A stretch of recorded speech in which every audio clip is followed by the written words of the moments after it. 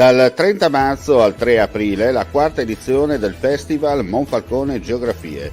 5 giorni e una notte con incontri, lezioni, passeggiate e tante iniziative per comunicare il valore della geografia, per indagare luoghi di oggi e luoghi della storia, paesaggi fisici e dell'anima. La Terra come geografia da salvare, nel Geo Village di Piazza della Repubblica e in molte sedi di Monfalcone.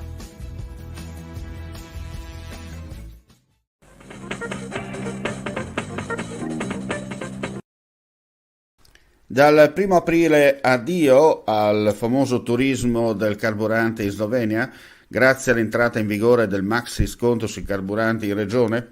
Potrebbe essere così. Una misura tempestiva fortemente voluta per contrastare il rincaro dei prezzi e sostenere in modo concreto i cittadini, lo scrive il presidente del Friuli Venezia Giulia, Massimiliano Fedriga, sui suoi profili social, riferendosi a una delibera approvata oggi dalla Giunta. Obiettivo del provvedimento, spiega la Regione, è aumentare lo sconto regionale sul prezzo del carburante alla pompa a partire dal 1 aprile. La decisione consente di sommare al taglio già definitivo a livello nazionale pari a 30,5 centesimi anche a quello approvato dalla Giunta regionale, portando la riduzione del prezzo a sfiorare in alcune zone i 60 centesimi al litro per la benzina e 50 per il gasolio. Ora la delibera passerà al vaglio della competente commissione consigliare, dopodiché tornerà in giunta per l'approvazione definitiva.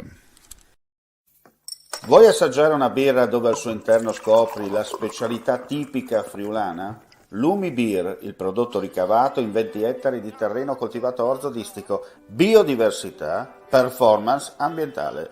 Lumi Beer nelle sue 5 versioni disponibili, 4 per consumo veloce e dissetante e la versione Magnum per intenditori.